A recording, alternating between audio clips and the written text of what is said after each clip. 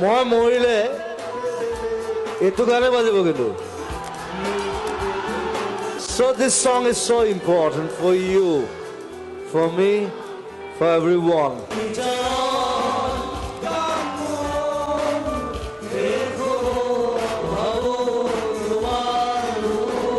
News on north ইষ্টৰ আজিৰ এই প্ৰতিবেদনলৈ আপোনাক স্বাগত। আপুনি চাই আছে দেশৰ এটা অগ্ৰণী নিৰ্ভীক নিৰপেক্ষ channel news on north east. এটা বাতৰি, এটা খবৰত পলকতে স্তব্ধ হৈ পৰিল সমগ্ৰ ৰাজ্য।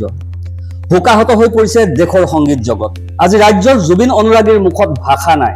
হুকাহত জনতা, ক্ৰঞ্জনৰত অনুৰাগী। ৰাজ্যৰ গছ লতিকা, তৰুতৃণ, চৰাই চিৰিকটি, পশু পক্ষীৰো যেন মুখৰ মাত হঠাৎ স্তব্ধ হৈ পৰিল এই খবৰটো শুনাৰ পাছত। অসমৰ সংগীত জগতৰ লাই খুঁটাটো উভালি পৰিল।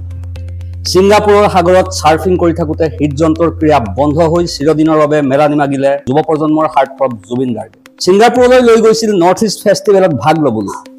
ইয়াৰ পূৰ্বে জুবিন গাৰ্গ আছিল অসুস্থ। ছিংগাপুৰলৈ গৈছিল মানে জুবিন গাৰ্গক লৈ যোৱা হৈছিল। মুখ্যমন্ত্ৰী ডক্টৰ হিমন্ত বিশ্ব শৰ্মাৰ বন্ধু খ্যাত ননীগোপাল মহন্তৰ ভাতৃ ব্যৱসায়ী শ্যাম কানু মহন্তই এক প্ৰকাৰ জোৰ কৰি লৈ গৈছিল হাৰ্টথ্ৰব জুবিন গাৰ্গক। কিন্তু বেপাৰী শ্যাম কানুৱে অৱশেষত ৰাজ্যবাসীক দিলে কি? কোটি কোটি জনতাৰ হিয়াৰ আমঠু জুবিন গাৰ্গৰ সাগৰৰ পানীত মৃত্যু ঘটিল। কিন্তু ততালিকে প্ৰতিক্ৰিয়া ব্যক্ত কৰিব নোৱাৰিলে শ্যাম কানু মহন্তই।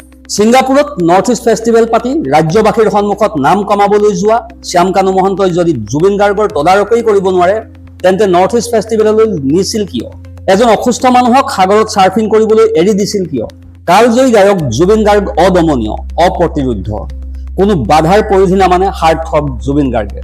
এই সকলোবিলাক জানি শুনি বুজিও শ্যাম কানু মহন্ত, সিদ্ধাৰ্থহঁতে যদি জুবিন গাৰ্গক তদাৰক কৰিব নোৱাৰে তেন্তে জুবিন গাৰ্গক নৰ্থ ইষ্ট ফেষ্টিভেল ছিংগাপুৰলৈ লৈ যোৱাৰ উদ্দেশ্য কি?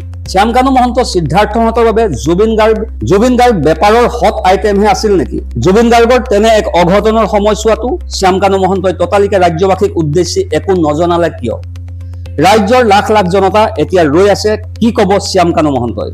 এইবাৰ শ্যাম কানুহঁতৰ বেপাৰৰ প্ৰতিদান দিব জুবিন প্ৰেমী লাখ লাখ হুকাহত জনতাই।